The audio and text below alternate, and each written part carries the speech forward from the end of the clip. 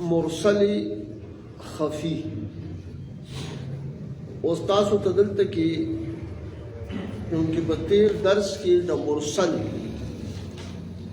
متعلق چې کوم دی نو دغه شو بیا په دې مرسل کې د دې مرسل په اقسامو کې ګوي المرسل الخفي و مرسل خفی کی تعریف مرسل ارسال سے ہے جس کا معنی ہے چھوڑنا. جب راوی ایک راوی کو چھوڑ کر روایت کرتا ہے تو اسے مرسل کہتے ہیں. اور خفی کا معنی ہے پوشیدہ، یعنی ایسی روایت جس میں راوی کا کسی بھی مقام سے سکوت انتہائی پوشیدہ ہو. مرسل خفی گورے یو مرسل نے مرسل دا ارسال نه دا اجلاغی معنی دا پری خودل. کله چې یو راوی ولګي هغه یو راوی منځ کې پریږدي او روایت کوي نو دې ته مرسل وي. خو یاره دا خفی دا خفی معنی دا خفی معنی پوشیدہ، خفی کا معنی ہے پوشیدہ، یعنی ایسی روایت جس میں راوی کا کسی بھی مقام سے سکوت انتہائی پوشیدہ ہو. دا سی روایت چې پاغی کې د راوی دا کوم ځای نه هم چې د سکوت د راوی شوي وي خو یې راغلی پوشیده وي یو چې ښکاره وي هغه ښکاره خبره ده، خو چې دا پوشیده وي نو دې ته چې د مرسل او مرسل خفي ورته ویل کېږي. اوس د مرسل خفي تعریف اصطلاحي دا دی کہ هو الحديث الذي رواه الراوي عمن عاصره ولم يسمع منه ولم يلقه.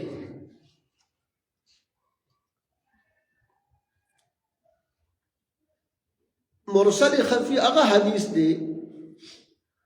چې روایت دا راوی ولګي روایت کی دا هغه چانه چې د سره په یو زمانه کې هم عصر او د دې اوریدل نه کړي سمعتنا نه کړي او نه ور سره ملاقات کړي. دا اوس د مرسل خفی کی تاسو ګورئ په دې ټکو کې دا راغلی. مثلا د هم عصر دی د دنه سمع هم نه کړي او د سره ملاقات هم نه کړي او د دنه روایت کی. اوس دا خبره چې کومه مخکې راځي وہ حدیث جس کو راوی ایسے شخص سے روایت کرے جو اس کا ہم عصر ہو اور اس سے سما یا ملاقات نہ کی ہو. دا سی سړي نه روایت کی چې هغه د هم عصر وي او د دنه اوریدل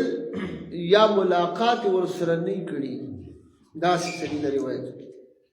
اوس تاسو ګورئ یعنی ہم عصر راوی ہم عصر ہے راوی ہم عصر ہے لیکن اس سے سما بھی نہیں اور ملاقات بھی نہیں. نوز پدید ہے کہ یقیناً یہ فن ایک گہرا فن ہے جس پر اطلاع جید علماء و محققین ہی پا سکتے ہیں کیونکہ وہ دونوں ہم عصر ہیں. ان کی روایت کے متصل ہونے میں وہم موجود ہے. اس دا خو چې دی فن کې وې دا یو ډېر دا فن یو ډېر ګهرا فن دی. په دې باندې اطلاع جید علماء محدثین او محققین چې دی نو اطلاع حاصلولی شي ځکه چې دا دواړه راویان هم عصر دي. کوم راوي چې بل نه روایت کوي هم عصر دي او د دې روایت متصل کېدلو کې وهم موجود دی. اوس هلکه چې هم عصر دی نو دې طرف ته دا راځي چې یاره د به ملاقات به وي د ده به اورېدلی وي ومنځ کې نه ملاقات شته او نه چې کوم دی سم آشنا. دغه حدیث چې دی دغه روایت ته مرسل خفی ویل کیږي. یہ منقطع کی ایک قسم ہے. دا د منقطع یو قسم دی. اوس تاسو وایئ چې د دې مثال به څه نو مرسل خفی کی مثال حدثنا ابراهيم بن عبد الله الهروي حدثنا هشيم اخبرنا يونس بن عبيد عن نافع عن ابن عمر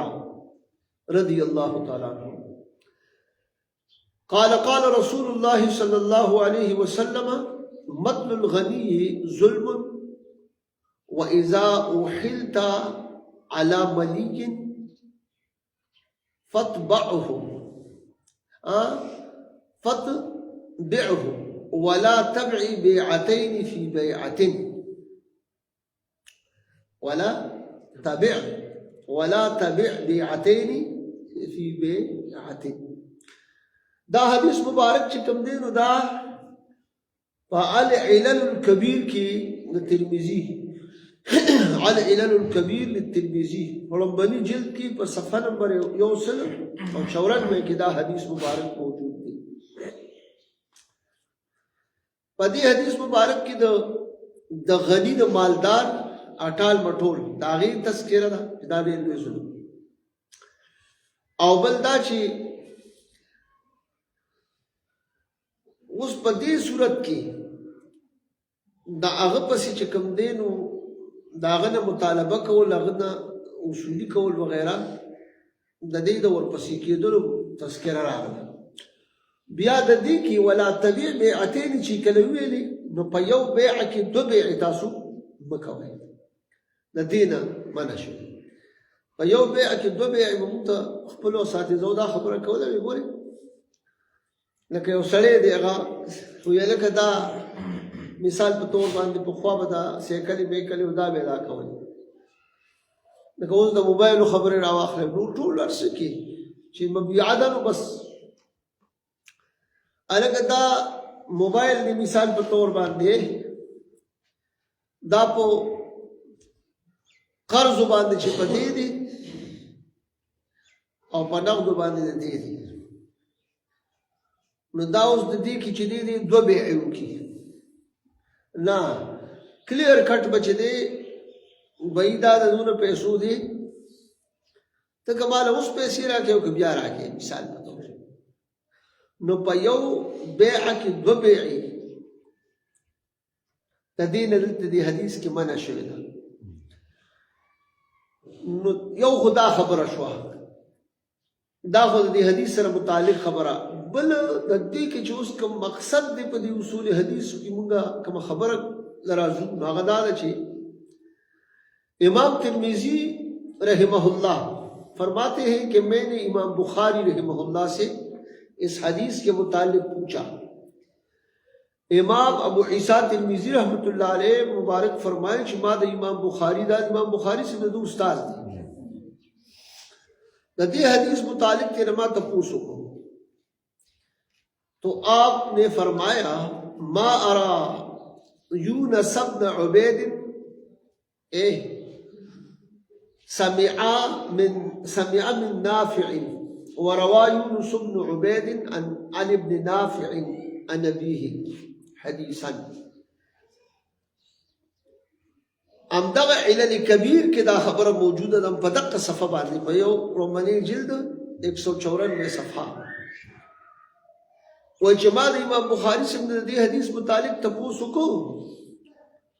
نو د مبارک راته دا خبر وکړه. امام بخاری رحمہ اللہ نے فرمایا میرا خیال نہیں ہے کہ یونس بن عبید نے نافع سے سما کیا ہو چې دا یونس بن عبید چې کوم دی په دې سند کې چې ذکر دی چې د دې د نافع سے ابن اوریدل کړي دنه نه دي بلکہ یونس بن عبید نے ابن نافع سے د نافع سے د زوینه چې کوم دینو دو عبید یعنی یونس بن عبید د نافع سے د زوی نے اوریدل کړي دا خبره شته اور انہوں نے اپنے والد سے او هغه چې کوم دی نو د خپل پلار نه حدیث چې کوم دی نو روایت کړي اور انہوں نے اپنے والد سے حدیث روایت کی ہے اس پدیزے کی پورے یہاں یونس اور نافع ہم اثر ہے دلتا کی یونس بن عبید او نافع دا ہم اثر دی پورے ہم اثر دی لیکن سما ثابت نہیں لیکن دا یونس بن عبید دا نافع سے دا سما ثابت نہیں او لیدلی ثابت نہیں نو تاسو گوئے شکل راسی شوا نو اس کو مرسل خفی کہا جاتا ہے دیتا مرسل خفی نو امام بخاری رحمت اللہ علیہ دیمخ کی دا خبر کرے وچی پا دیبان محققین علماء محدثین دا چی کم دینو پا دیبان دی اطلاع مندلی شی اغیت بی خبرداری حاصلی دی شو دا نور دیر مشکل کار دی نو دیده کہ امام ترمذی رحمت اللہ علیہ سمرہ بے سڑے دی آغا پا دی کہ دا خپل استاذ امام بخاری سے بنا تپوس کی چی دا ناغا ورطا ہوئی چی زمان دا فکر ندی خیال ندی چی دا دی دا یونس بن عبید دی دا نافع سے بنا اوریدل کری بلکہ دا نافع سے بنا زوین اوریدل کری نو دیده کہ آغا خفار آغلا دا مرسل خفی شد مرسل خفی اور مدلس میں فرق حدیث نا مدلس چی کم دیکھ نا او دا مرسل خفی اس رست را روان دی دا مدلس بحث را روان دی آغی دا آغی حدیث او پا دی مرسل خفی کی سا فرق دی دا خبر دیوسو دی ازاد کی مرسل خفی او مدلس مدلس میں ملاقات ہے لیکن مرسل خفی میں ملاقات کا علم ہی نہیں ہوتا پدے مدلس کی چکم دے دیکھے ملاقات ہوئی او پدے مرسل خفی کی چدے تو ملاقات علم دا سر نہیں تو ملاقات علم پکی نہیں مطلب دا جو سو دا ہم سر دے خدا پتہ نشتے چی دے دا ملاقات دا سر شوے دے کنے دے شوے اول دا مدلس کی چی دے دا ملاقات دا پکشتا دی وجہ چی دے امام ابن حجر اسقلانی رحمہ اللہ فرماتے ہیں یعنی امام ابن حجر اسقلانی رحمت اللہ علیہ دا دی دوانو پا دی منز کی دا فرق مبارکی فرمائی فالفرق بين المدلس والمرسل الخفي أن التدليس يختص بمن روى عمن لقاؤه إياه فأما إن عاصره ولم يعرف أنه لقيه فهو المرسل الخفي دا نخبة الفكر دا ابن حجر اسقلانی رحمه الله پا اتیائیم نمبر صفحہ باندې دا ذکر کړی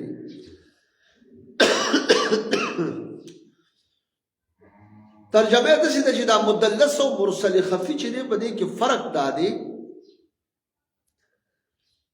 چې دا تدلیس چې دی د دې سره خاص دی تدلیس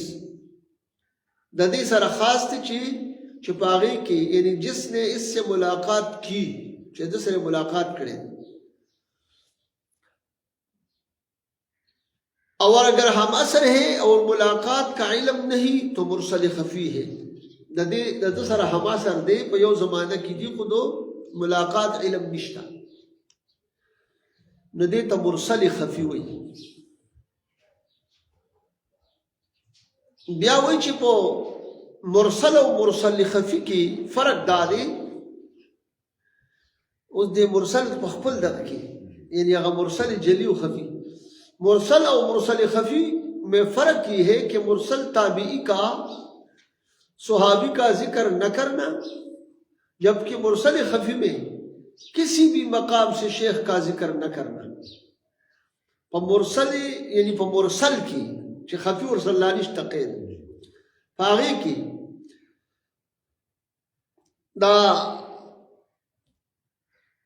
باغی کی تابعین صحابی ذکر وہ نکی او روایت کئی او په مرسل خفی کی چې کوم دی په چې کم مقام کې هم وي د سند د شیخ ذکر چې کوم دی نه کول نو دی ته مرسل خفی وي چې د شیخ ذکر ونکي او بس روایت دی وکي نو مطلب دا دی چې په دې مرسل کې چې دی نو په اول کې چې تابعی روایت کوي د صحابي ذکرونه او په مرسل خفی کې دا نه چې دا مرسل خفی کې هغه دا نه چې مثلا په دې سند کې بارځي کې چې د شیخ ذکرونه کیو بس حدیث دی روایت کې نو دقه ته چې نو سوې مرسل خفی وي او هغه ته مرسل وي مرسل تابعی یعنی مرسل تابعی کا صحابی کا ذکر نہ کرنا مرسل کے تابعی تو صحابی ذکر نہ کئی یعنی وہ نہ کی اور روایت کی اور مرسل خفی کی یعنی دار سے نچے کسی بھی مقام سے شیخ کا ذکر نہ کرنا ہے اس دا خبر چی کلو کرلا دوئی چی مرسل خفی کا حکم دا مرسل خفی حکم یہ ایک انقطاع ہے دا خو یو انقطاع لا پدی سند کی راغلی دا اور حدیث ضعیف ہے اور حدیث چکم دے دا ضعیف ہے ہاں اگر انقطاع رفع ہو جائے تو جو حکم اس روایت کا ہوگا وہی مرسل خفی کا ہوگا استاد سو پوری دا خو دی سند کې انقطاع راغلی دا او دا حدیث چې کوم دی نو دا ضعیف دی اوس که د دین د انقطاع رفع شو ختم شو نو بیا به چې کوم د دې روایت کوم خپل حکم نو بیا به امغه حکم بد دی ځکه چې هغه انقطاع ختم شوی دی رفع شوی وہی مرسل خفی کا ہوگا دغه حکم چې دی دا به د مرسل خفی ہوگا ہاں یعنی مطلب دا دی چې دا دغه روایت کوم حکم وی چې دا انقطاع پکې وا او است ختم شو نو دغه حکم د مرسل خفی ہو زین الدین العراقی رحمہ اللہ فرماتے ہیں کہ عدم السماع واللقاء يبدو به الارسال ذو الخفاء دا چې کوم دی نو تعریف زین الدین عراقی فرمائی دا الفیہ نومی کتاب پلکی چی دا الفیہ للعراقی پدری دیرشم صفحہ کی عدم سماع اور عدم ملاقات سے ارسال خفی ظاہر ہوتا ہے ورہ عدم سماع دا اور ایدل ابن دکھلی عدم سماع او عدم لقا اور ایدل ابن دکھلی اور لقا ابن دکھلی دا دین چکم دے ظاہری کی سو اگر ارسال خفی دا دین ظاہری ارسال تی ظاہری کو حکم ارسال ذو الخفا چاہے کہ خفا دا مرسل خفی دا زین الدین العراقی چکم دے دا لغا دلتا کی بیان کہا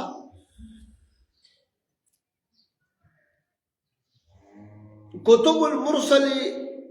والمرسل الخفی دا مرسل او دا مرسل خفی کتابونه چې دا په دې باندې کوم کتابونه لیکلي شي مراسیل لابی داود مراسیل دا ابو داود چې دا صاحب د سنن دی سنن ابی داود چې چالي کړی دویم مراسیل د ابن ابي خاتم الرازی او تحفة التحصيل في ذكر رواة المراسيل لابن عراقي او جامع التحصيل في احكام المراسيل دا چې کوم دی نو د صلاح الدین علائی کتاب دی. پنځم نمبر التفصیل لمبهم المراسیل للخطیب البغدادی. التفسیر لمبهم المراسیل دا د خطیب بغدادی رحمه الله کتاب دی. اسی تاسو سوچو کې نو پدې د اصول حدیثو کې چې دی نو غره د خطیب بغدادی رحمت الله علیه ډېر کار کړی، یعنی د دې په هر یو پهلو باندې د مبارک کتاب موجود دی. ها شپږم نمبر چې کوم دی نو د مراسیل او د مرسل او د مرسل خفی مبارک چې کوم کتابونو کتاب د نور رسالة فی المرسل لابن عبد الهادی. اوم نمبر کتاب بیان المراسیل لابی بکر احمد بن هارون البردیجی. بیان المراسیل پر نوم باندې دچا دا ابی بکر احمد بن هارون البردیجی میں صاحب کتاب. اتم نمبر الحدیث المرسل بین القبول والرد. دا پک یو زنانه دا کتاب لیکلی لحفصة بنت عبد العزیز. الحدیث المرسل او مفهومه وحجيته لخلدون الاحدب. دا پکې الحديث المرسل په دې نوم باندې الحديث المرسل بیا دې مفهومه وحجيته دا خلدون الاحدب سے یو کتاب یا د سنور کیوں شتا په بهرحال او دې پسې چې کوم دی مرسل خفي په کتابونو کې المرسل الخفي دا چې کوم دی نو د شریف خاتم عوفی کتاب دی. الحدیث المرسل په دې حدیث مرسل الخفي کې ام چې دی نو دقه حفصه بنت عبد العزیز چې دی نو یو کتاب په دې کې لیکلی دی.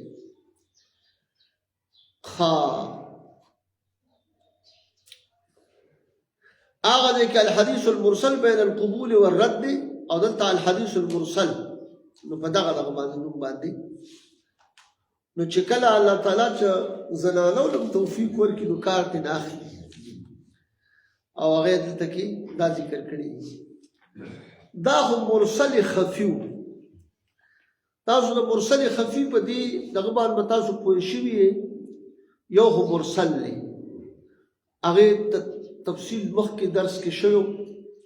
چې مثال په تور باندې د حدیث د سند نه یو ځای کې چې کوم دی نو راوي پکې پاتې کړی شوي وي خو یاره دا هغه راوي مثال په تور باندې چې کوم راوي دی د هغه بیا هم علم راتلی شي چې دا فلانه چې کوم دی نو راوي حذف شوی دی. خدا مرسل خفي چې دی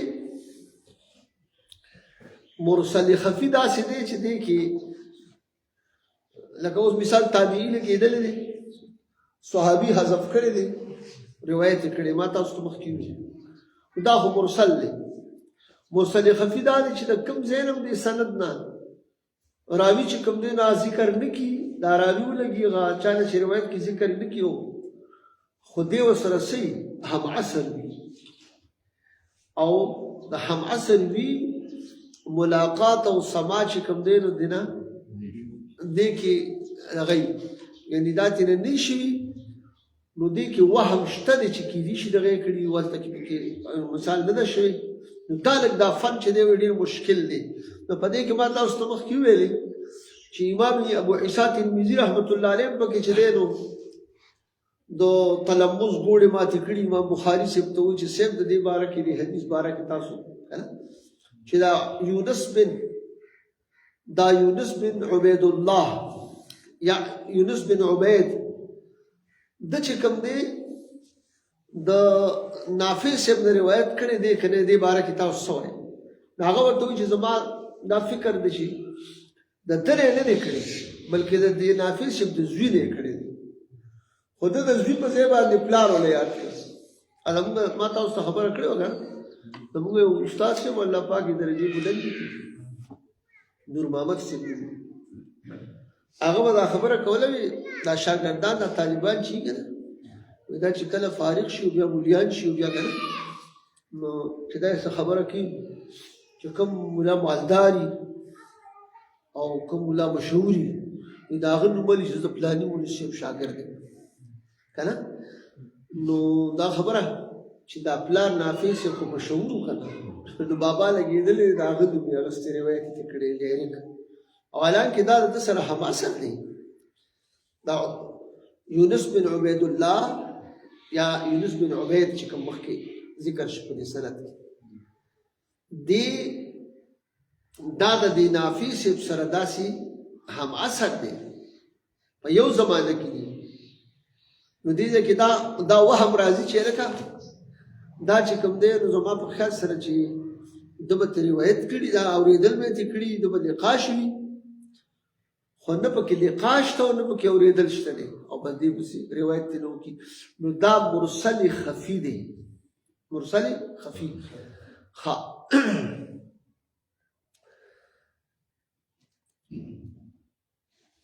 نو دا د مرسل لغه چې کوم دی په دې ځای باندې دا مرسل خفي زموږ په تیر درس کې پاتې شوی هغه په دې ځای سر ته ورسېده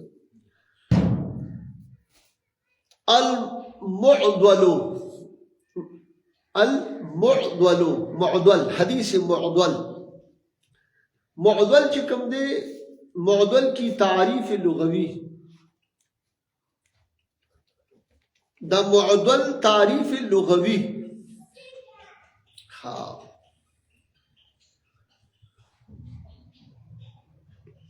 معضل اعدال سے ہے دا معضل نسل نہیں اعدال نہیں جس کا معنی سخت و مشکل ہونا ہے کہ دا حقیقی معنی سلا سخت و مشکل کېدل چونکہ سند سے بیک وقت دو یا زائد راوی حذف ہو جاتے ہیں گویا کہ د سند حدیث ته په یو وخت کې دوا یا د دونه زیات راویان چې کوم دی نو دا حذف شي یعنی چې کله دوا یا د دونه زیات راویان حذف شي اور سند کا سمجھنا مشکل ہوتا ہے اس لیے اس کو معضل کہا جاتا ہے ظاهره خبره ده چې سند نه د سند کې دی راویانو نه د دوا یا د دونه زیات راویان حذف شي نو بیا د دې سند سمجھ کې راتلل بیا مشکل شي کنه دی وجه نه چې نو دې ته سوی معضل ویل کیږي معضل کی تعریف اصطلاحی د معضل اصطلاحی تعریف المعضل هو ما سقط من اسناده اثنان فاكثر من موضع واحد معضل حدیث هغه حدیث چې دا غید سندنا دراویان یا د دونه زیات د یو زینه چې کوم دی نو دا شي ساقط دي د یو زینه دوا یا د دونه زیات راویان چې کوم دی نو ساقط شي نو دغه ته چې کوم دی نو بیا معضل ویل کیږي معضل ترجمہ دا اردو کی معضل وہ روایت ہے جس کی سند سے ایک ہی جگہ سے دو یا دو سے زیادہ راوی ایک ہی مقام سے حذف ہو جائے دا یو مقام نه چې دی دوا یا د دونه زیات دی نه حذف شي یعنی دغه ولګي دا راوي ولګي دی ته نه حذف کی دوا یا د دونه زیات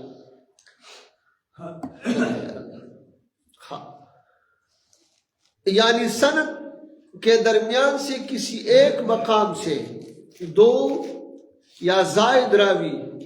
इकट्ठे हज़फ या गिरा दिए जाए तो इस सूरत में हदीस मुअद्दल कहलवाएगी। द सनद द मिंज ना द यौ ځای نه دوا یا د دو نه زیات راویان په یړ باندې حذف کړي شي یا وغورځول شي، نو په دې صورت کې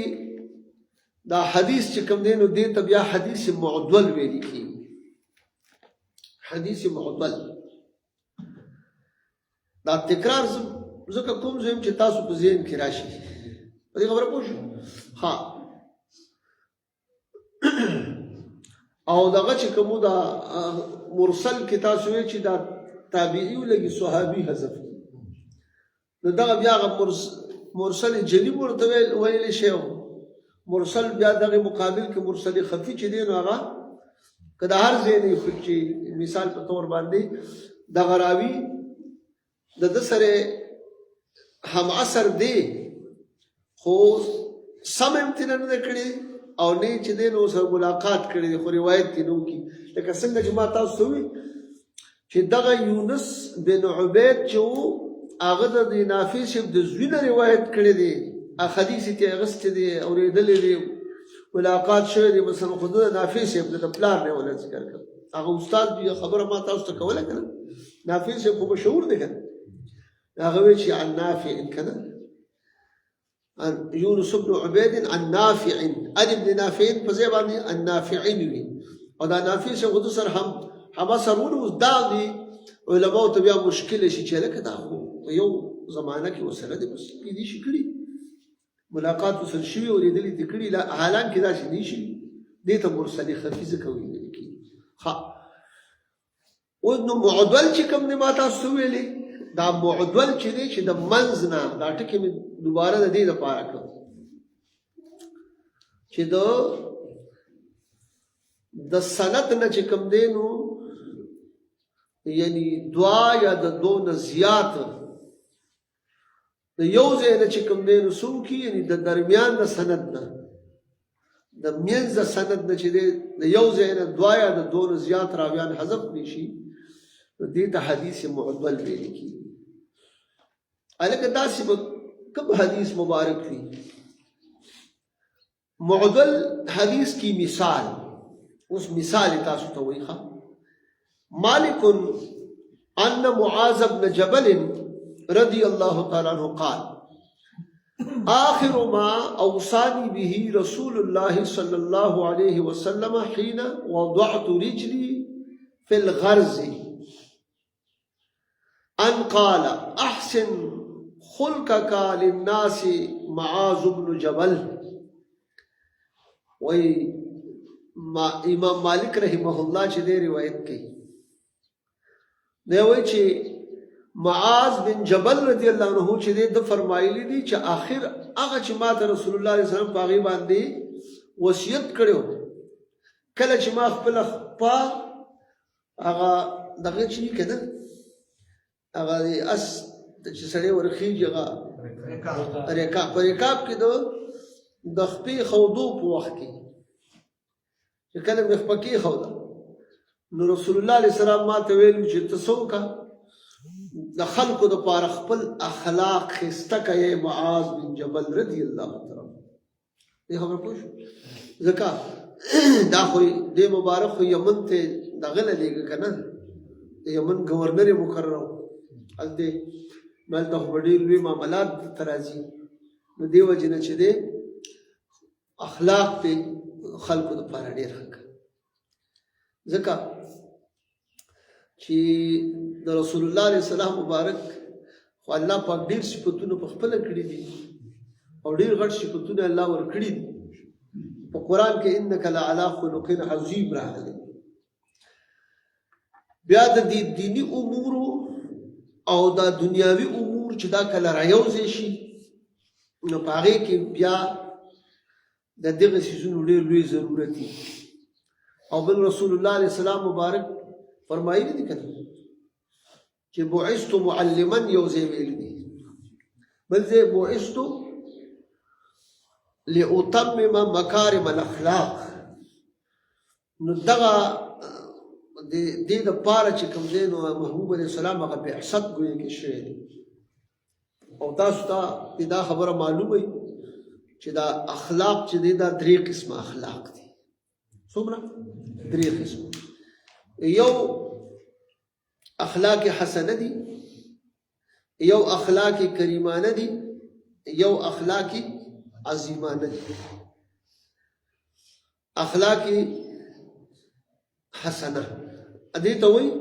چې مثلا تاسو یو سړی بدو کی او ته خامخاوې نو بس چې په هغه اندازه باندې لکه تاله د لاکو روپو نقصان کړی ته د لاکو روپو نقصان وکړي بالفرق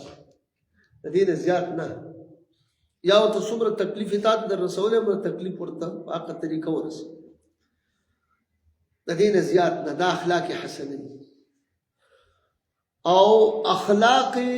کریمانه چې کوم دي نو هغه دا دي چې یو سړي ته ته داسې وکړې چې مثلا ته ورته عفو وکړې تا سره بد وکړي ته ورته د هغې په ځای باندې ورته ته عفو وکړې محض عفو او یو اخلاق عظیمانه دي چې تا سره سړی بد وکړي نو ته ورسره داسې وکړې چې ته ورته د هغه بدو په مقابله کې ورسره ښه وکړي عفو وکړي خو د هغې په ځای ورسره ښه وکړي د دې ته څه وایي دا عظیمانه اخلاق دي او دا د حضور صلی الله علیه وسلم مبارک انک لعلی خلق عظیم قرآن کې د دې هغه راغلی دی نو معاذ بن جبل سے ابتدا خبر وکړه دا خو د حدیث مبارک د دې ټکو سره تاسو متعلق تاسو خبر وکړه اوس دلته کې چې زموږ کوم مقصد دی نو دا ووري یا امام مالک اور معاذ بن جبل رضی اللہ عنہ کے درمیان 2 سے زائد راوی اکٹھے حذف ہوئے دلته کې چې کوم دی نو د امام مالک صاحب او د معاذ بن جبل رضی اللہ عنہ په منځ کې چې دی د 2 نه زیات راویان چې دي نو په یړ باندې حذف شوي دي لہذا یہ حدیث معدل ہے لہذا دا حدیث چې کوم دی نو څه دی دا حدیث معدل دی ځکه چې د حضور د امام مالک رحمت الله علیه چې کوم دی هغه روایتونه اکثر چې کوم دی نو دا یا ثلاثیات پوه شئ ثلاثیات نو چې ثلاثیات شي مثال په تور باندې یا رباعیات یا ثلاثیات اکثر دي او رباعیات دوا یا د 2 زیات راویان دي لیکن ظاهر خو چې صحابي ذکر شمال بن جبل سے داغه حدیث ذکر مېز کې چې کوم راویان دي هغه حسب نو دې تسوي حدیثي معدل ویل کیږي اوس د حدیث معدل حکم چې دی هغه دا چې یہ حدیث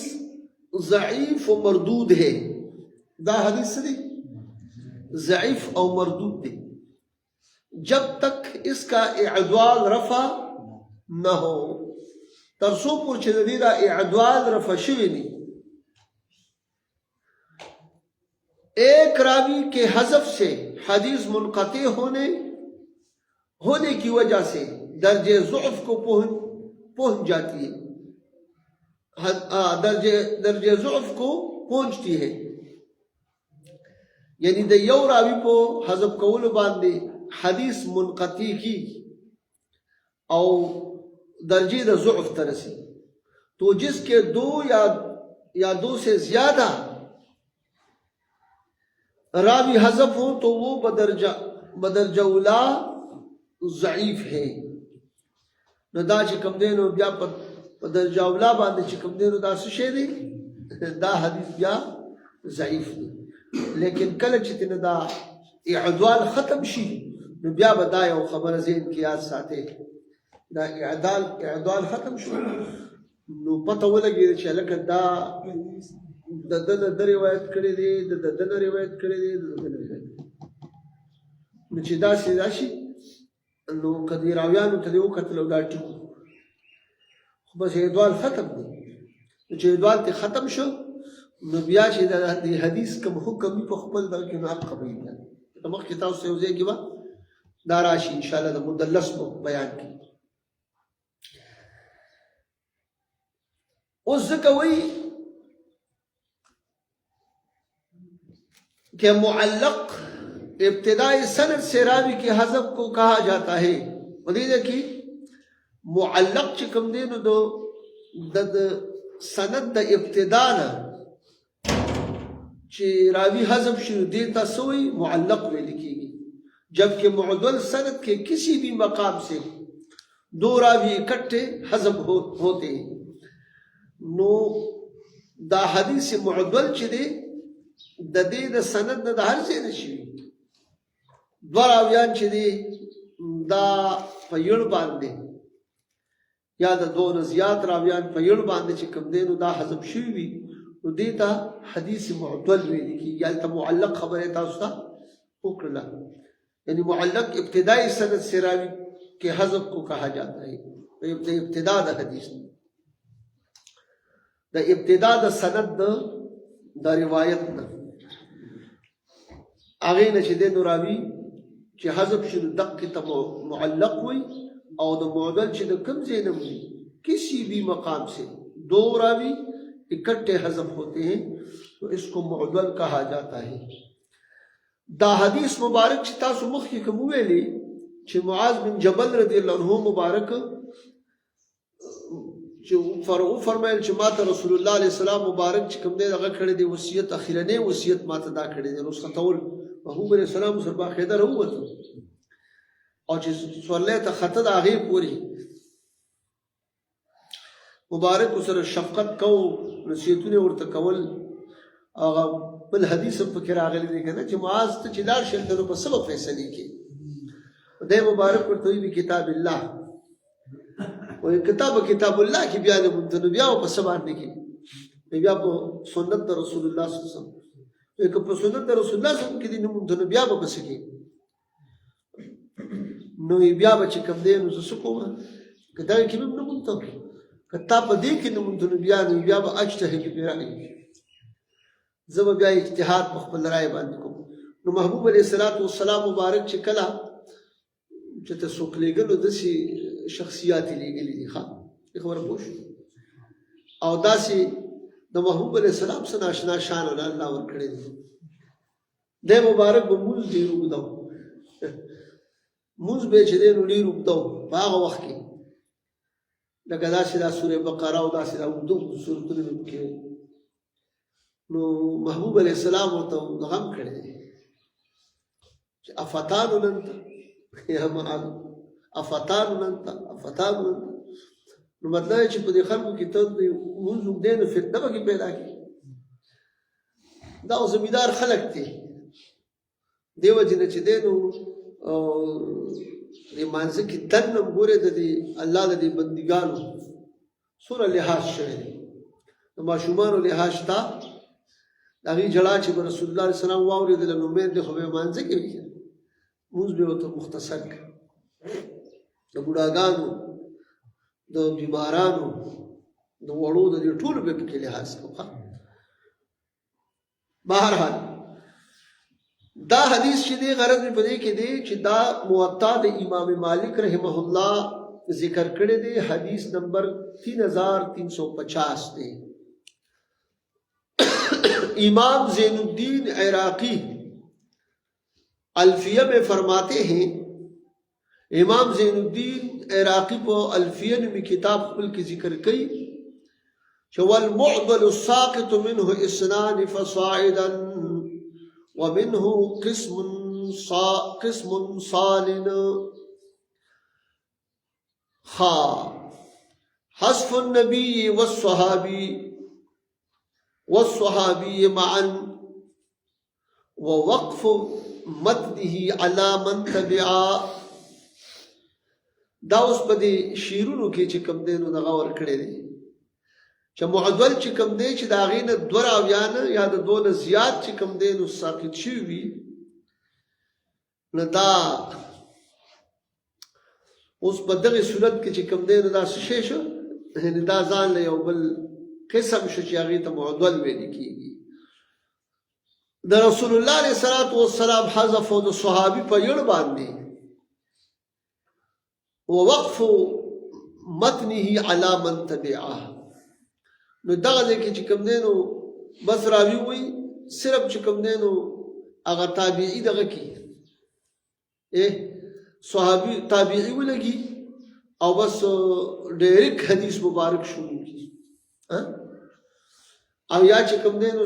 صحابي ذکر کی د رسول الله علیه الصلاۃ والسلام ذکر وکي ها نو اوس دې دې کې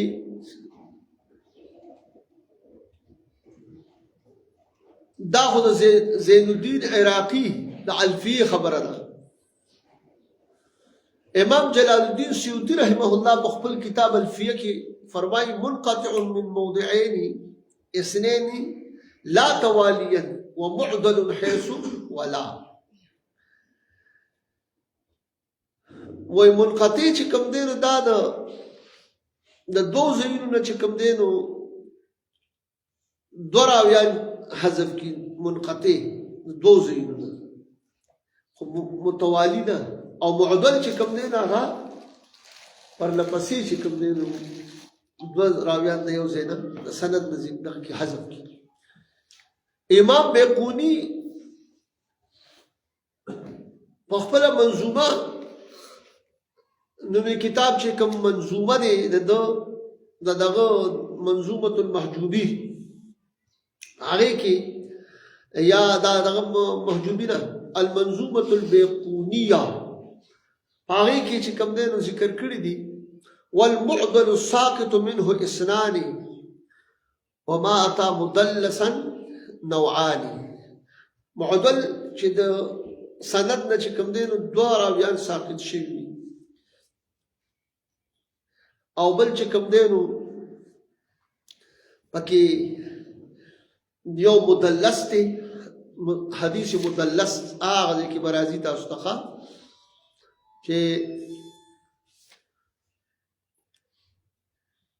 چې راوي ولګي د شیخ ذکرونه کی پوه شي کنه هغه چې د چا نه اوریدل کړي دي بلکې دا هغه چا نه روایتو کې چې د دنه فوقي په داسې لفظ سره چې هغه کې وهم پیدا کیږي دا اوریدلو او بل دا پکې نه چې ګینه لکه دا دې په دې کې دروغجن دي ګینه دا قطعي تور باندې کې دا خبره کې نه معلومیږي نو دا مدلس دي ها اوس خالد محجوبی چې دا نو په خپل لغه منظومه کې دا یو دا منظومه دغه دا امام بیقونی دا یو منظومه چې د خالد محجوبی دا والمعضل الاسناد ما منه هوا اثنان او ثلاثه وفوقها معضل چې کوم دی نو دا چې دا غي د اسناد دی چې کوم دی نو غرزولی ما منه هوا اثنان او ثلاثه چې کوم یعنی هغه نه غرزولی وسو دوا راویان یا درې او فوقها یا درې ول زیات اسوي چې دوا یا د دوه زیات کنه او اکثره کې خبر را دا خو منظومه سره اسی هغه د لپاره موږ ذکر کړی دا چیرې دا بحث په دې کتابونو کې مشته ها نو حدیث معضل د دې چې کوم دی نو تاسو دا غووري د شعر د دې حدیث معضل تعریف لغوي اصطلاحي د حدیث معضل مثال د معاذ بن جبل څخه د حدیث شو او د حدیث معضل چې کوم دی نو حکم چې تاسو ویل چې دا حدیث ضعیف او مردود دی تر څو پور چې دا اعدال طرف شوی دی اعدال چې کوم دی سند د دوه کسایا د دوه زیات راویان حذف دي چې دا هغه محذوب چې کوم دی هغه معلوم شي چې دا راویان دي چې اعدال ختم شي بیا به د حدیث چې مخبل حکم دی نه به د دی هغه حکم دی او کني چې دا اعدال ورپکې دا حدیث بیا څه دی بیا ضعیف دی او مردود نو مردود معنا دا چې ضعیف شنو دا ضعیف او مردود بیا څنګه دا د خود معاذ بن جبل سے حدیث ته ذکر کړ نو ضعیف او مردود مطلب دا دی چې ضعیف دی نو په احکاماتو کې او په قضا کې بیا نه چلی او مردود مطلب دا چې په دغه کې مردود دی بیا په فضایلو کې چې کوم دی نو ضعیف هم چلیږي نو بس ضعیف دی دې خبره پوه شو کنه ها دا مردود دا نسبت چې دی دا دې ته په دې دغه باندې دی چې په احکاماتو کې یعنی په او په قضا او غیره کې چې څنګه تاسو مخکې ویلې ضعیف دغه تفصیل هغه کې چې دی دا نه چي المنقطع حدیث منقطع کی تعریف لغوی منقطع انقطاع سے ہے دا منقطع چیز دا انقطاع نہ دی جس کا معنی کٹ جانا اور ساکت ہو جانا ہے چداغی معنی دا کٹ کے دل اور ساکتی دل انقطاع چونکہ سند سے کوئی راوی حذف ہو جاتا ہے اس لیے اسے منقطع کہتے ہیں لیکن چې د سند نه یو راوی چې کوم دی هغه حذف شي نو د دې وجې نه دې ته حدیث یعنی منقطع وي چې دې نه سند نه چې کوم دی نو یو راوی حذف شوی دا خو چې دی نو د حدیث منقطع تعریف لغوي په دغه حواله باندې تاسو اوس حدیث منقطع کی تعریف اصطلاحی هغه دا دی المنقطع هو الحديث الذي لا يكون سنده متصلا حدیث منقطع هغه حدیث دی چې د دې دا سند متصل نه والانقطاع يكون بأي وجه او دا انقطاع چې په کومه وجه سره وي یعنی مطلب دا چې یعنی الارسال والاعضال والتعلیق وغیره چا پتو په وجه د یعنی په وجه د ارسال سره وي د اعضال سره وي د تعلیق سره وي د انقطاع په کې پاره او د سر چراغلی ښه دا اوس ورکړه دا منقطع د اخیټه ډیره کټه که د ارسال په جوړ باندې د اعضال په جوړ باندې تعلیق په جوړ باندې تاسو وای یعنی که دا راوی ته په سر کې ساقط ته په منځ کې دی په اخر د سند کې دی کنه بارځي کې چې یو غرض دغه دا دی دې خبره کوي ها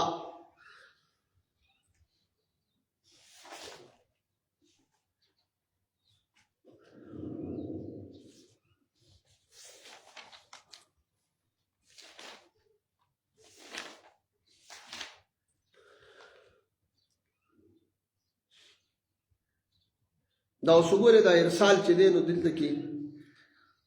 تاسو ویل دی هغه مو تعریف کړی دی مرسل وہ حدیث ہے جس میں تابعی قول و فعل کو رسول اللہ صلی اللہ علیہ وسلم کی طرف صحابی کا ذکر کیے بغیر منسوب کرے دا پاول کې شکنه ها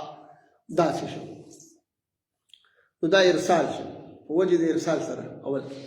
او دا رنګ چې کوم دی اعدال دا موضوع خو تاسو ویلی ها یعنی چې له خیر د ذهن کې بیا واپس راځي کنه چې لسی تاسو کوی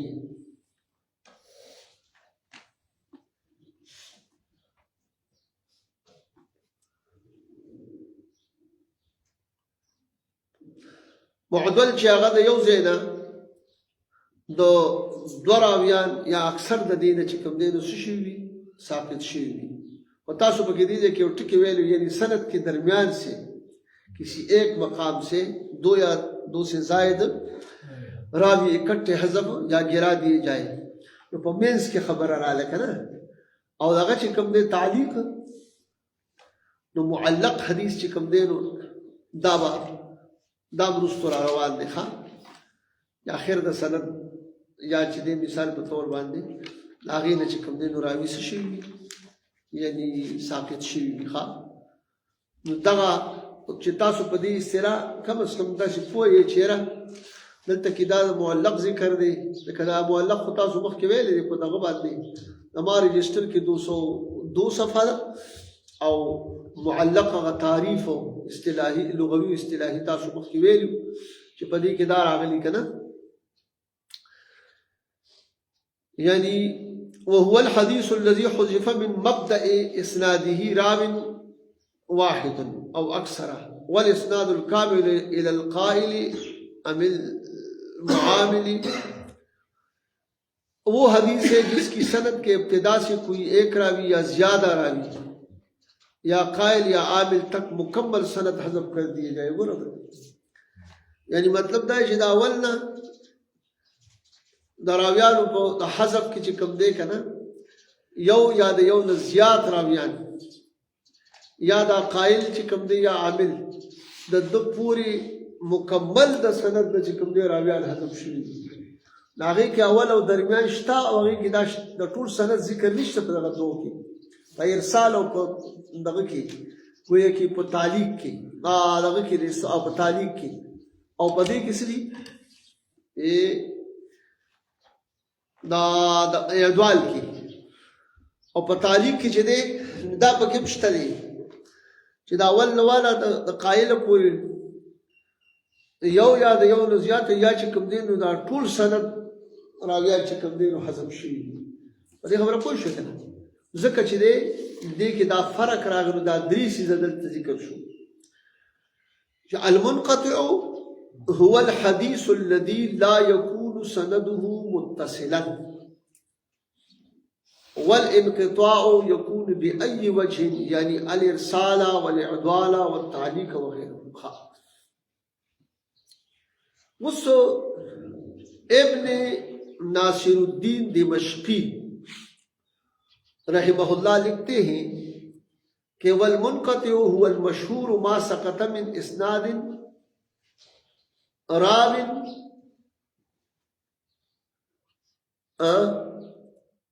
او غیر الصحابی كقتادة عن ابي هريرة. استاسو پوری منقطع چدے ابن ناصر الدین دمشقی وی کہ منقطع مشہور ہے. اول منقطع هو المشہور ما سقطا یعنی مشہور ہے اور وہ یہ کہ صحابی سے نیچے جو بھی سند سے گر جائے اسے منقطع کہتے ہیں. منقطع دی تو وہی کہ د صحابی نے لان دے کہ په سند کې د سند نه چې کم دی نو چې وغورځېږي چې سم ته څوک هم ته وغورځېږي نو دې ته څه وایي منقطع وي د صحابي نه لاندې. ها یعنی ہاں جس طرح قتادہ ابو ہریرہ سے روایت کرے یعنی منقطع وہ روایت ہے جس کی سند سے کوئی ایک یا دو سے زیادہ راوی حذف ہو. اسی کی اقسام میں سے معلق مرسل اور معضل وغیرہ ہے. ندی منقطع دغنا نگالتا من انقطاع خدا کنا خودی سے کی صحابی نے لان دے کہ کم دغت نو ورزیگی نو بیا کاغا دوی دری یوی یا دوا یا دو نزیات بیا پر دی کی چکم دی دا اقسامنا دا معلق مرسل و معضل وغیرہ دی دا اقسامنا دی ذکر انقطاع دا نو انقطاع حکم عرضی کی ما تاوستوی دی دا خیٹم چلے دا سے لکتی تیر لویا خیٹے دا خواہ مثال بسنگشی لکا جس طرح کہ قتادہ رضی اللہ تعالیٰ عنہ حضرت ابو ہریرہ رضی اللہ تعالیٰ عنہ سے روایت کرے یعنی کسی بھی راوی کو درمیان سے حذف کر دینے کا نام منقطع ہے. قتادہ رضی اللہ عنہ جدے دید ابو ہریرہ سے نے روایت کی اس پمنس کی یو دا ابو ہریرہ سے وہ او دا قتادہ سے پمنس کی جدے یو راوی کہ حذف شي نو دا دغه د حذف کېدلو نوم چې دی دا منقطع دی. دغه حدیث نوم بیا سره منقطع دی چې انقطاع پکې راځي. جو امثلہ معلق مرسل اور معضل کی ذکر کی گئی ہے وہی منقطع کی بھی ہے. کم امثلہ یعنی مثالنا دا حدیث دا معلق و دا مرسل دا معضل ذکر شو دقا دا منقطع ہو بھی ذکر کہ دا ندی دا اقسام ندی. ہاں حکم دا حدیثی منقطع حکم چدے نسدی منقطع ضعیف کی ایک قسم ہے یعنی حدیث ضعیف کی ایک قسم ہے. منقطع حدیث ضعیف کی ایک قسم ہے لیکن اس کا اعتبار سند کے لحاظ سے ہوگا अगर वो सही है यानी सनद को सही हो دا منقطع چې دی دا د ضعیف حدیث یو قسم دی لیکن بزرګانو د دې اعتبار به چې کوم دی د سند په لحاظ باندې با کولی شي دی له به چې کوم دی د سند په لحاظ باندې به دته اعتبار ورکولی شي اگر وہ صحیح ہے تو قابل عمل و احتجاج ہوگی اسی طرح معلق اور دیگر منقطع روایات کا حکم ہوگا دغه رنګ چې دی نو د دې منقطع حدیث د علاوه د معلق او د نورو منقطع روایات کاغه ته مثال په تور معلق دی او کاغه مرسل دی او کوم محمل دی دغه یاد د دې به حکم مداسي دي لکه مثال په تور باندې کوم دغه حذف شوی دی هغه ختم شو نو لکه لاول نو خدا ضعیف دی خو چې ضعیف دی نو کوز دغه ضعف ته ختم شو مثال په تور دا ارسال ختم شو او دغه چې کوم دی انقطاع چې راغلی و هغه ختم شو دارنګي اعدوال ختم شو ومنځ کې هغه راویانو پته ولګي چې دا خره دي کوي دي بیا به د هغې حکم به د دقه روایاتو مطابق وي کوم چې د اصل روایت چې کله هغه اعدوال وغیره ارسال ختم شي هغې چې څه هغې ښه چې هغه څنګه روایت یا قشان بیا د دې حکم هم دا دغه چې کوم دی دا د دې ځای نه دا مثال چې راواغسته مونږ نو جاذب النظر فی مصطلح الحدیث والاثر دا په صفحه نمبر 259 کې ذکر کړی دا او دا مخکې دغه چې کوم دی تاسو کو خیال کړو دا والمنقطع والمشهور ما سقطا دا ابن ناصر الدین دمشقی دا عقود الدرر یو کتاب دی عقود الدرر په دې کې چې دی په صفحه نمبر 198 کې دا ذکر کړی دی ښه والمنقطع هو المشهور ما سقطا من اسناد راوی کنه جو اسناد دی راوی ذکر دغه شی وغیر الصحابي غیر د صحابي نو دغه چې کوم دی نو منقطع دی لکه قتاده صاحب چې روایت چانه کې د ابو هريره صاحب دی ها وسو هغه بیا تاسو دا ویل شي چې یاره تابعی صحابي نه اوریدل کړی دي نو اوس که تابعی روایت کوي نو دې د تابعین هم روایت کولی شي تابعی د تابعین تابعی د صحابي نه پوه شو او کله کله پکې داسې راځي چې هغه یو تابعی به د صحابي نه اورېدل کړي نو د دې تابعی نه بیا دا بل تابعی دا حدیث اخیستی دی د دې تابعی نه بیا بل تابعی حدیث اخیستی دی پوه شو تبه تابعی ته لا نه دی رسېدلی بلکې په یو وخت کې دی او دغه تابعی دا تابعی دی دغه تابعی دی ها نو دا داسې سلسله چې کوم دی نو په دې کې بیا څه کېږي چلیدي شي په دې حدیثو کې دا څنګه چې تاسو ویلي چې هلکه دغه د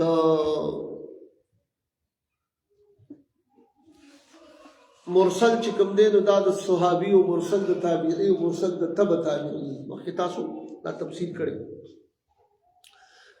اوس منقطع پسې چې کوم دی نو مدلس دی څه شی دی مدلس المدلس مدلس مدلس چې کوم دی د دې تعریف لغوي مدلس دلس يدلس تدليسا فهو مدلس ودلس يدلس تدليسا فهو مدلس نو مدلس صيغه د اسم مفعول ده نو دا مدلس د دلسنه او د تدلیس نه دی پوه شو دا دلسه چې کوم دی نو د ماضي شو او دا تدلیس چې دی مصدر شو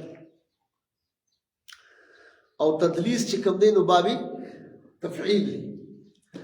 جس کا معنی ہے چھپا لینا بائع کا مبیع میں عیب کو چھپانا یعنی د بایع لګي نو د مبيعي کې چې کوم عیب وي نو هغه پټول.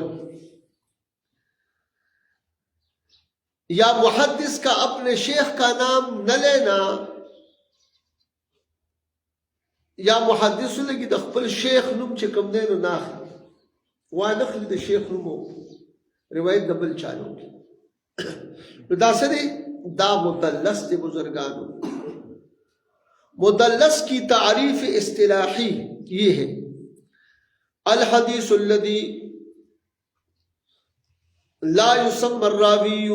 شیخه الذي سمعه منه بل يلوي عمن فوقه بلفظ يوهم السماع ولا يقطع كذبا. حدیث مدلس تعریف دادے یعنی ایسی حدیث جس کا راوی اس شیخ کا نام نہیں لیتا جس سے اس نے حدیث سنی ہوتی ہے، بلکہ اس سے اوپر شخصیت سے روایت کا ذکر ایسے لفظ سے کرتا ہے کہ جس سے سما کا وہم ہوتا ہے. السما و سما دوانه کو غدیخا او بیا دا سما تاسو یې سما الموتى او سماع الموتى او سماع الموتى بیا زیات ته غدیخا خوش کړه. نو دلته کې دا سکارو چې داسې حدیث چې داغه راوی داغه شیخ نوم چې دی نو ناخلی د کم نه چې د حدیث اوریدلې دی، بلکې داغه نه بره چې کم دی یو شخصیت د روایت ذکر کی، داغه ذکر کی په داسې لفظ سره چې داغې نه دا اوریدلو وهم چې کم دی نو کېږي چې یاره دا حدیث جوړې ده د داسې کړی دی اوریدلې دی، دا وهم پیدا کی. اور کذب و جھوٹ پر یقین بھی نہیں ہوتا. او دروغ باندې چې کوم دی نو یقین هم ناراضي چې یاره دا به یعنې دی به دروغ وي، دا اورېدو وهم کېږي دی نه داسې الفاظو سره ذکر کېږي او د دروغ باندې پې یقین هم ناراضي چې دا به یعنې دی دروغ وي. یعنی اس میں راوی اپنے شیخ کا نام چھپانا چاہتا ہے. په دې روایت کې دی لګي دا راوی چې کوم دی نو د خپل شیخ نوم پټول غواړي. اس کا ذکر کرنے کی بجائے اور شیخ کا ذکر کرتا ہے. د دغه خپل شیخ د ذکر په ځای باندې د بل شیخ چې کوم دی نو څه کوي؟ ذکر کوي. داغلے روایت کی جس سے سند میں موجود شخصیت سے سما کا وہم ہوتا ہے چې داغې نه دا خبره کېږي چې دا کم نه دی ذکر کوي نو داغه نه د اورېدلو وهم ترې کېږي چې یا ویره دا به د نه اورېدلي. اوس په دې ځای کې هغه خلک وایي که نه ویره که دې کې د دې څه مقصد دی؟ سوال پیدا ہوتا ہے کہ تدلیس کی ضرورت کیوں پڑتی ہے؟ یعنی تدلیس دا ضرورت والی پیخی راوی ایسا کیوں کرتا ہے؟ تو اس کا جواب یہ ہے کہ اسے یہ اندازہ ہوتا ہے کہ یہ روات کی ایک جماعت نے روایت کی ہے یا اس کا شیخ سقایت میں معروف ہے یا کم عمر اور کم مرتبہ ہے یا پھر وہ مختلف فیہ شخصیت ہے. سو شیخ کا نام ذکر نہ کرنے کی یہ تمام وجوہات ہو سکتی ہے. دراصل تدلیس ابہام کی ایک قسم ہے جس میں احتمال باقی ہوتا ہے. اس گورا دا سوال ہو شده دی جواب ہو سوال دا کی گی چې د تدلیس ضرورت ولې راغی چې دی د خپل شیخ پرېږدي او د بل نه روایت کړي نو د دې څه دغه ضرورت څه شو؟ دا ولې داسې کوي؟ نو جواب یې دا دی چې دې راوي ته دا اندازه چې دا راویان چې کوم دي یعنی دا روایت چې دی د راویانو یو جماعت دا روایت کړی دی. یعنی دا روایت چې دی دا د راویانو یو لوی جماعت مثلا دا روایت کړی دی. یا اس کا شیخ سقایت میں معروف ہے، یا دا شیخ چې دی دا په سقوالی کې معروف دی چې دا خو سقه سره مشهور دی نو ځکه یې پرېږدي. یا کم عمر، یا دا شیخ کم عمر دی، یا کم مرتبه والا دی، یا د دې وجې نه چې هغه مختلف فیه شخصیت دی، د شیخ مختلف فیه دی، په دې کې اختلاف شي نو د دې وجې نه پرېږدي. سو شیخ کا نام ذکر نہ کرنے کی یہ تمام وجوہات ہو سکتی ہے. د دې خپل شیخ د نه ذکر کولو دا ټولې وجې کېدی شي. ہاں در اصل تدلیس ابہام کی ایک قسم ہے. دا تدلیس چې کوم دی دا د ابہام یو قسم دی په اصل کې جس میں احتمال باقی ہوتا ہے. په دې کې احتمال باقی وي چې لکه کېدی شي اورېدلي دي دې بل نه اورېدلي دا ذکر دا کړی دا ذکر کړی او بل دا چې داسې ترتیب هم دی چې هغه مخکې یو دغه کې تاسو وویلې چې لکه د سره مثال هم عمر دی نو بس کېدي شي خو هغه اورېدل پکې نه شي نو سر سما نه دې سمه شوي وي نو سره ملاقات شوي هغه خو بیا هغه مرسل خفي کې تاسو هغې دغه کړی دی. اوس به د دې مدلس او د مرسل خفي هغه تاسو مخکې فرق وي دا تقریبا نږدې دي یو بل سره ځکه داسې هغه پکې راځي نه. تاسو ګورئ په دغه ځای کې دا ټکي تېر شو.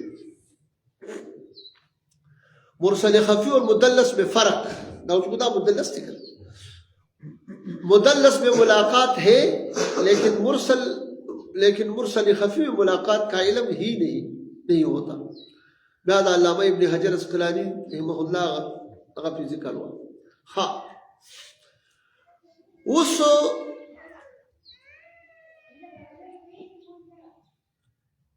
تدلیس کی دو اقسام ہیں. د تدلیس دو قسمونه دي. نمبر 1 تدلیس الاسناد او تدلیس الشیوخ. دا لو اقسامو کې دا دي. تدلیس الاسناد چې کوم دی لقد عرف علماء الحديث هذا النوع من التدليس بتعريفات مختلفة وسأختار أصحها وأدقها في نظري. وای چې علماء د حدیث چې کوم دی د دې نوع د تدلیس دا چې کوم دی نو د دې نوع د دې تدلیس علماء کرامو د حدیث چې کوم دی نو د دې نوع د تدلیس مختلف تعریفونه کړي دي. خو میں اپنی سوچ کے مطابق ان میں سے صحیح ترین اور عمدہ تعریف منتخب کرتا ہوں. الکه دا ته منتخب کین ولې د دې کې څه غراغلی دا غوي څه دی هغه دا دی وهو تعریف الامامین ابي بکر احمد بن عمرو البزار وابي الحسن بن القطان. وهذا التعريف هو أن يروي الراوي عمن قد سمع منه ما لم يسمع منه من غير أن يذكر أنه سمعه منه. هغه دا تعریف دی. وای دا تعریف چې کوم دی نو زه د دې تعریفونو ډېر کړي دي علماء محدثینو خو زه ترېنه هغه چې کوم ډېر صحیح او ادق دی هغه ترېنه کومه. او هغه تعریف چې دی نو ابي بکر احمد بن عمر بزار سے کړی دی ابي الحسن بن قطان سے کړی دی. ها نو دغه هغه تعریف چې تاسو کوم وکړو په عربی کې چې کوم کړی شوی دی او ما تاسو د وړاندې ذکر کړو د هغې ترجمه راواخلئ. هغه داسې دی چې عمدترین تعریف د هغې انتخاب کوم جو کہ دو امام ابو احمد بن عمر البزار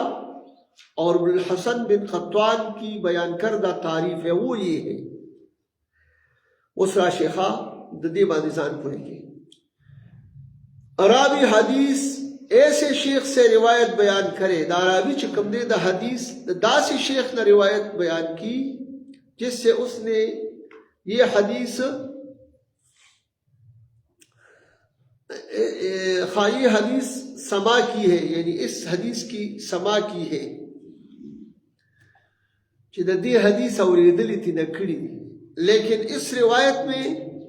इसे समा हासिल न हो समाना, यानी दासी शेख ने दी द हदीस रिवायत की उस पति बाद लिखान को दासी शेख چې دغه شیخ نه د حدیثو سما شته،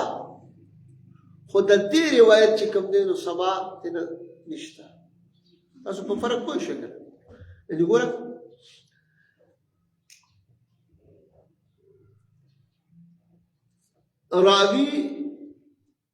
راوی حدیث ایسے شیخ سے روایت بیان کرے، د دې حدیث راوی د داسې شیخ نه چې کوم دی نو روایت بیان کی جس سے اس نے حدیث سما کی ہو، جس نے اس سے حدیث سما کی ہو. دا حدیث اوریدلی تکڑی دی ملاقات راغی چې اوریدلی کړي کنه، لیکن اس روایت میں اسے سما حاصل نہ ہو چې په دې روایت کې تینا سما حاصل نه. مثال په تور باندې دا راوی شو د دنه چې کوم دی نو بل روایت یا نور روایت شته دي چې اوریدلی دي کړي دي، خو یاره دا اوس چې کوم روایت کوي نو دی ترې اوریدلی نه دی او د دنې روایت کوي، د دنه نو د دنې سما شته د نورو روایتو کې، خو د دې حدیث سمت نشتا دیتے نہ دے اوریدلی. اور اسی طرح اور اس کی طرح روایت کی نسبت کرتے ہوئے سما کی تصریح نہ کرے. او دا شي تینا چې کوم دی نو دا روایت نسبت تو کی خدا سما تصریح پکې ونه کی، یعنی مطلب دا چې دا اوریدلو تصریح پکې ونه کی او بس روایت تینو کی. دا دغه چې کوم دی نو دا تعریف په شرح د الفی العراقی په جلد نمبر 1 په صفحه نمبر 190 کې دا ذکر کړی دی.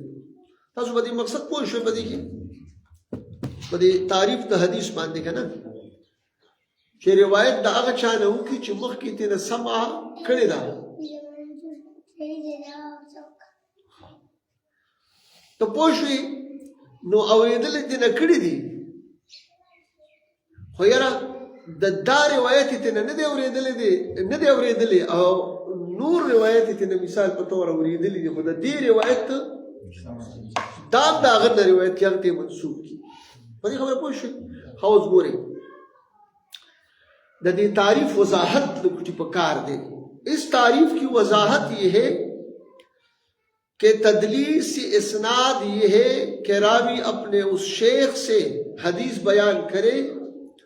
کہ دا راوی د خپل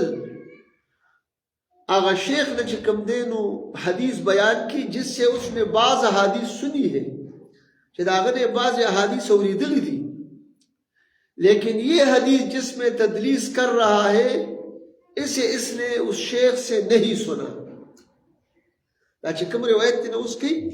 دغه شیخ نه دی اوریدلی، نور تی نشتا. ہاں لیکن اس استاذ یعنی شیخ کو حذف کر دیتا ہے، یعنی دا استاذ چې کوم دی نو په دې کې څه کوي دی کې حذف کوي. اوس ګوره یعنی بلکہ یہ حدیث اس نے کسی اور استاذ سے کسی اور شیخ سے سنی ہے، لیکن اس استاذ کو یعنی اس شیخ کو حذف کر دیتا ہے اور ایسے لفظ سے بیان کرتا ہے جس میں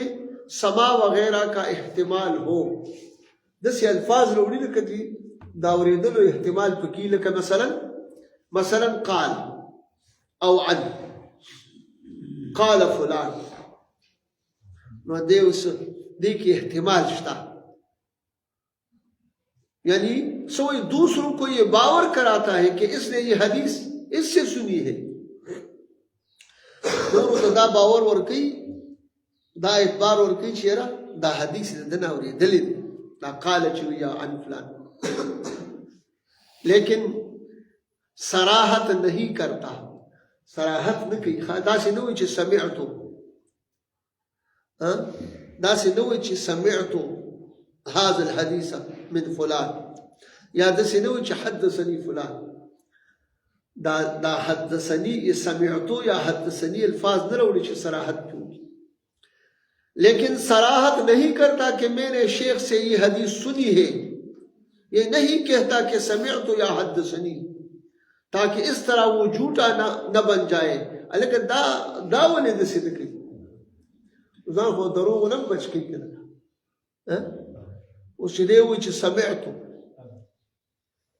समिअतु على कदे वो समिअतु फलाना शेख नुवाली उसे या हदसनी फलान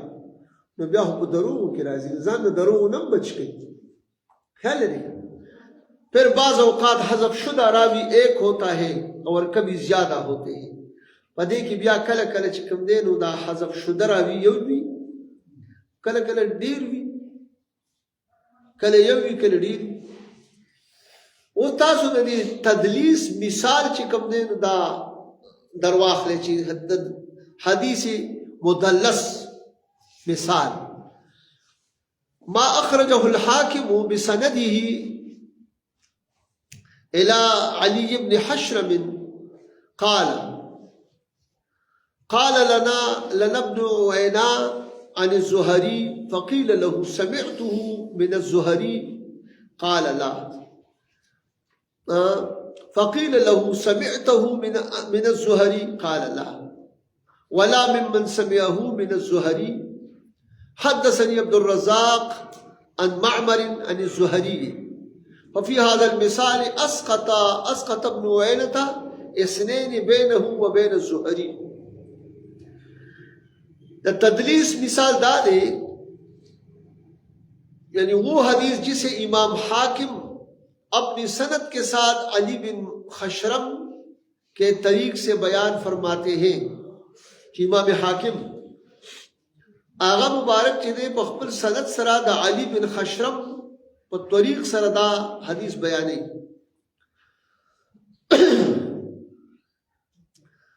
قال لنا ابن عيينة عن الزهري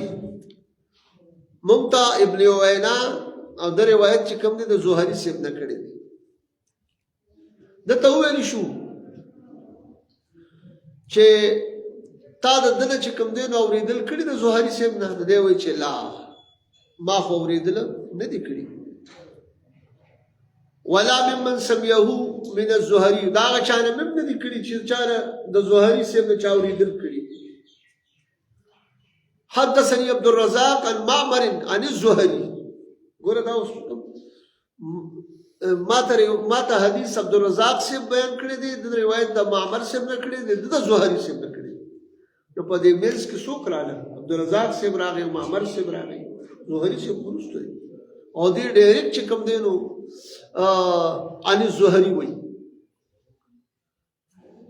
داو قال لنا ابن عيينة عن الزهري دا ته ویل شو چې سمعته من الزهري تا دنه چې کوم دی نو اوریدل کړی زهري سیب نه دی وای چې لا و ته بیا دا و چې دا مم نه کړی دا غنه دا غ چې دا داسې مم نه کړی چیرې دا زهري سیب نه اوریدل کړی دی دا غنه مې غنی روایت کړی داسې مم نه کړی ځکه چې مومنس کې معمر سیب د زهري سیب نه اوریدل کړی بیا د معمر سیب چې کوم دی نو عبد الرزاق سیب دا غنه بیا حدیث ته کړی دی د بیا د عبد الرزاق سیب نه غوښتل دي منځ کې پکې غراغي حوض ګوره. तो इस मिसाल में इब्न उयैना ने अपने और ज़ुहरी के दरमियान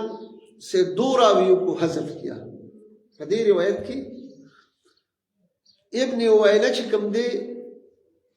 د خپل ځان او د زهري صاحب په منځ کې دوه راویان حذف کړي دي. چې راویان تاسو ته پته ده ولګېدل چې یو معمر صاحب دی او یو عبدالرزاق صاحب، دوه راویان. ښه، دا خو تدلیس الاسناد چې کوم دی د دې هغه مخکې تاسو ویلي. تدلیس الشيوخ دا په سند کې هغه تدلیس وکړه، تدلیس الاسناد خبر دی مثال شو. تدلیس الشيوخ، شيوخ کی تدلیس کی تعریف یہ ہے هو ان يروي الراوي عن شيخ حدثنا، هو ان يروي الراوي عن شيخ حديثا سمعه منه فيسميه او يكنيه او ينسبه او يصفه بما لا يعرف به كي لا يعرف، كي لا يعرف. اوس تاسو ګورئ کنه، یعنی راوی د خپل شیخ نه هغه حدیث بیان کی، راوی اپنے شیخ سے وہ حدیث بیان کرتا ہے جو کہ اس نے اس سے سنی ہوتی ہے، لیکن اسے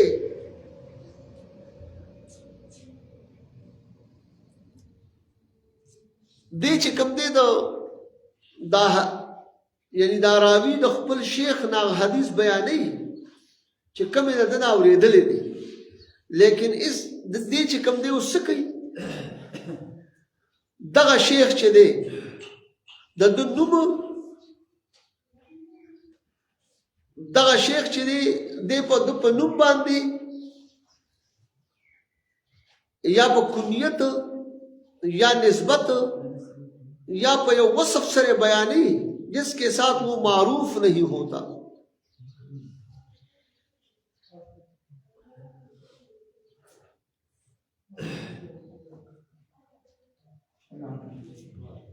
او دې چې دا کوم شیخ نه روایت کوي په دې تاسو نقصان کوي، نو روایت هم د نه کوي چې اورېدلې دي کړي دي، خو دې په داسې نوم سره دې یادوي، په داسې نوم سره یا کنیت سره یا په نسبت سره. ګوره مثال په طور د شیخ نوم والی یا د شیخ کنیت ذکر کی یا د شیخ کوم نسبت کوم ځای ته د هغه ذکر وکړي یا د دې یو صفت بیان کی د هغې سره چې کوم دی، خو دا شیخ د هغې سره مشهور او معروف دی. ښه، اوس داسې کار چې کوي نو دا څه دپاره کوي؟ وی دې دپاره کوي چې دې یعنی تاکہ وہ شیخ پہچانا نہ جا سکے، داسې نوم سره یاد کی یا په داسې چې کوم دی نو کنیت سره یا داسې نسبت یا په وصف سره چې ونه پېژندل شي. هلکه د تدلیس د شیوخو مثال بس شي. تدلیس الشیوخ ابو بکر بن مجاہد کا قول ہے جو کہ ائمہ قرآ میں سے ایک ہے، کہ دادا ائمہ قرآ نے یو سو کو مجاہد سے دیوی کہ حدثنا عبداللہ ابن ابی عبداللہ وممتا حدیث عبداللہ بن ابی عبداللہ حدیث بیان کرے دے ممتا عبداللہ بن ابی عبداللہ دا دین مراد صوب دی اور اس سے مراد ابو بکر بن ابی داؤد سجستانی رحمت اللہ علیہ دا دین مراد صوب دی، یعنی مراد دینا ابو بکر بن ابی داؤد سجستانی رحمت اللہ علیہ اور دا سی ذکر کم چہرہ یعنی حدثنا عبداللہ بن ابی عبداللہ، مراد تی سوک دی؟ مراد تینا ابو بکر بن ابی داؤد سجستانی دی. اوس تاسو ګورئ د دې درجباله تعریف چې کوم دی دا اوس د دې لږه تشریح تاسو ته مخې ته راځي او کول پکار دی. یعنی یہ کہ مدلس راوی شیخ سے ایسی حدیث بیان کرے जो इससे सुनी है چې دا شیخ نه اورېدلې دی داسې حدیث بیان کړي یعنی تدلیس الشیوخ په دې کې اوس ګورئ میں اسقاط اور حذف نہیں پایا جاتا په دې کې حذف نشته دی چې مثال په طور دا حدیث اورېدلې دی نه اورېدلې دی خو یاره البتہ شیخ کے نام یا کنیت یا اس کی نسبت یا اس کی صفت میں تمسازی و تختیہ پایا جاتا ہے داغے چې کم نوم ذکر کی یا کنیت یا داغے کی نسبت یا صفت نو پاگے کی سے تمسازی بھی ہو پاگے کی سے تختیہ بھی سے پٹوالی پکے کئی دے کتاب معلوم خود کی جندی اس توضیح کی تاسو کو ریکھنے دے خبرہ وضاحت کی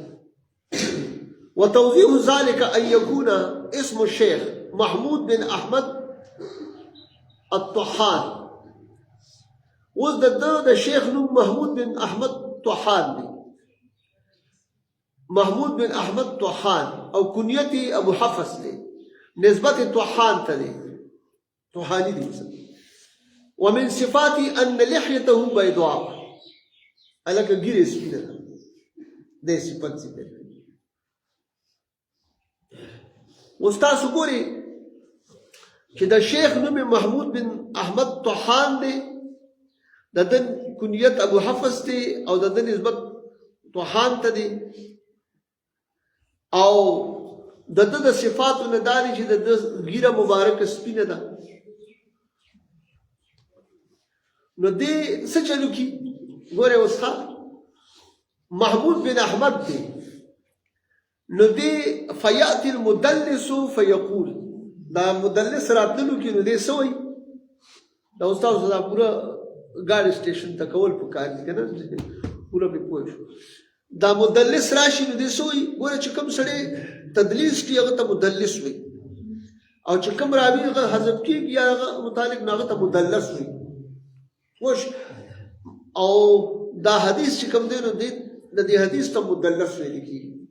وش د حدیث په کې شوی نو فیات المدلس فیقول نو مدلس راتلو کې نو دې سوې حدثني ابن احمد دې دا محمود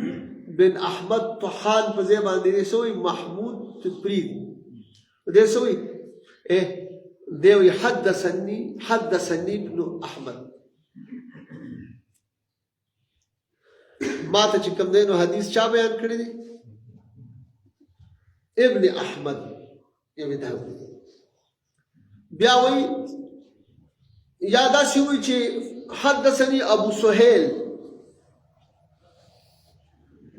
یا وی چې داسې وی حدثني محمود الحلبي ګوره وځي خبرې ده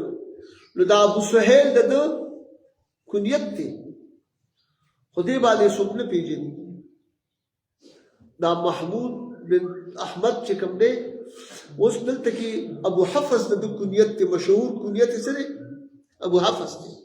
خو دې ابو سهيل ذکر کی او یا چې کوم دی ته نوم ذکر کی ده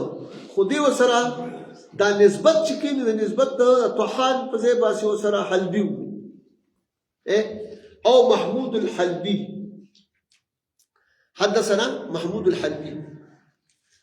یا وی نو ګورې دې کې طحان په ځای باندې حلبي شو یا وی چې حدثني ذو اللحية البيضاء ما ته حدیث خاوند د سپینې ګیري چې دی ما ته حدیث بیان کړي تاسو ذو اللحية البيضاء نو تاسو ګورئ کنه دلته کې دا شیخ د یو کس دی نو داسې په نوم باندې ابن احمد باندې په کنیه کې داسې کنیت ذکر کی یا نوم چې دی خو نسبت سره بل دغه کی یا سر ذو اللحية ولګي دا صفت ذو اللحية البيضاء ولګي نو بابا وی چې فهذه الامور تنطبق على الشيخ وذلك لانه بالنسبه للاسم هو ابن احمد حقيقه فنسبت سره چې اسم ته وګوري نو هغه ابن احمد خوده دا احمد زوی خوده احمد زوی دا نمونه خو د بل چا کې دي شیخ محمود ورسره نشته حقیقت کې داسې دی لیکن هغه نوم یې ذکر کړی یا چې کوم دی نو په نسبت سره کنیت ته فهو ابو سهيل لأن سهيلا ابن من ابنائه وګوره دلته کې ابو حفص د کنیت دی نو د چې کوم دی نو په د زامنو په نومونو کې چې ته سهيل به وونو دغه وسر ذکر ابو سهيل وسر ذکر کو خو دې باندې مشهور نه دي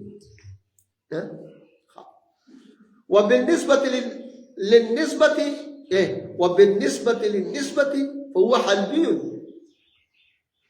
الکه دا نسبت چې کړی دا نسبت سره ذکر کړی چې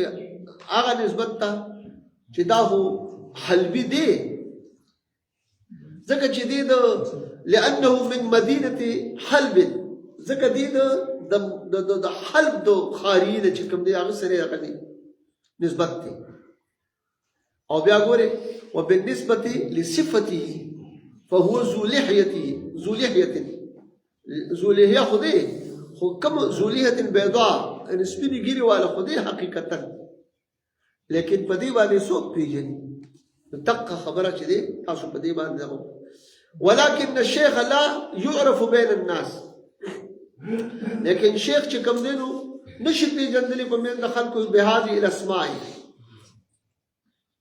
فتسميته بها نوع من الاخفاء دغه په دې نوم باندې مسمى کول دا یو نوع د اخفاء نه ده یو نوع د اخفاء په کې ده چې دې په دغه نوم باندې ذکر شي ابن احمد یا چې نوم ذکر کړم د نوالته حلبي وسر ویل دي د طحان په ځای باندې والتدليس لاسم الشيخ وهذا هو الذي يريده المدلس يصفه بما لا يعرف به كي لا يعرف دا مدلس چې کوم دی نو دی اراده کوي دا مدلس چې د صفت باغه سمانیو کې چې هغه شفاغي باندې د نشي پیژندلې او بل دا د څه لپاره داسې کوي لکه د دې لپاره داسې کوي چې بزرګا چې ونه پیژندل شي وذالک لوجود عیب فيه او دا کار دې ځکه کوي چې تاسو مختلف فيه وینو په دې کې داسې عیب وینو هغه عیب د وجې نه چې دی نو دی داسې نه چې څوک خامخا دې وپېژني دې وجې نه داسې کارم لکه مثال څنګه عیب څه دی كضعف او صغر سن او غیر ذلك یا مثال دی کمزوري شوی دی دا شیخ ډیر کمزوري شوی دی وګورئ دا کې دا دغه تتلی و سن کې یو ځای دی هغه شیخ بیا په دې سوشل میډیا باندې راغلی ما چې دغه کړی سیو کړی هغه موږ لاړو ډېر کمزوري شوی دا عبید الله سندي چې دی صاحب دغه شاګرد خاص ډېر تکړه سړی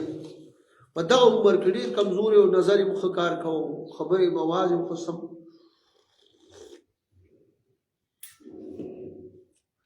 نو په دې وجه باندې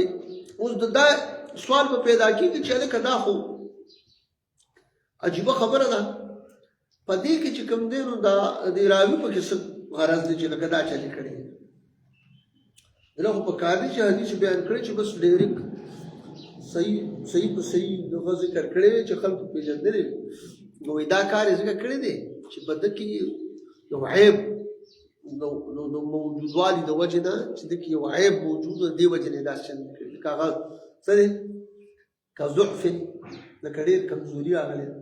هغې د وجه نه یا د عمر د ورکوټوالي د وجه نه خو بیا به خلک وایي چې دا دومره لوی سړي دغه ماشوم نه چې کوم دی روایت کړی وغیرہ لیکن شیخ لوگوں میں ان ناموں سے مشہور نہیں ہوتا تو ان کا ان اسماء کے ساتھ ذکر بھی شیخ کے نام کی ایک قسم کا اخفاء اور تدلیس ہے اور یہی وہ چیز ہے جس کو مدلس چاہتا ہے کہ وہ ایسی صفت بیان کرے جس سے وہ مشہور نہیں ہے ताकि पहचाना न जाए, और ये इसमें किसी ऐब के पाए जाने की वजह से होता है, जैसे दोफ या उम्र का छोटा होना वगैरह. دا مې تاسو ته د دغه مختصره ترجمه وکړله. لیکن شیخ چې کوم دی نو په خلکو کې په دغه نومونو باندې مشهور نه دی. ځکه دا چې کوم نو حقیقت کې خو داسې ده، ابن احمد دی، محمود حلبي دی، او دارنګې چې کوم دی خو مشهور پې نه دی. مشهور مثال هغه په دغه نور طحان سره او محمود سره په خپل نوم سره مشهور و. دارنګې چې کوم دی نو په دغه سره په بالفرض دا کومه کنیه د ابو حفص نو ده په ابو سهیل سره ذکر کړي، داسې یا په ذواللحیه لیحة البیضا سره ذکر کړي دي. دا دې خبره پوه شوه.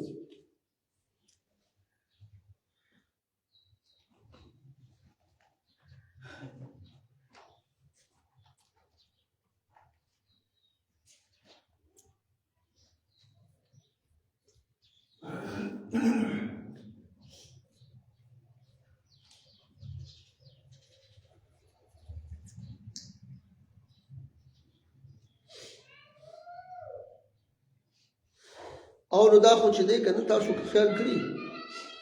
دا دغه صاحب وایي چې حدثنا ابو حنیفه، دې کې دا راغلی که نه، وبه قال حدثنا ابو حنیفه عن ابراهیم عن رجل عن عبد الله. پوه شئ. نو په دې ځای کې دا عن رجل چې دی تاسو دا مخکې ویلي دي چې کله کله دا نوم حذف کېږي نو دا بیا صحیح. دا حذف د دې اسم چې کله کېږي نو دا د هغې په ځای رجل یا بل څه ذکر کېږي. دا د دې لپاره ذکر کېږي چې هغه راوي چې دی مشهور وي. مثال په طور محدثینو په نسبت باندې هغه مشهور وي. نو د دې وجه نه نو اوس په دې ځای کې چې کوم دی نو دا خو د راوي هغه راغلی دی، د راوي کې په دې سند کې تدلیس شوی دی. پوه شو شوی دی،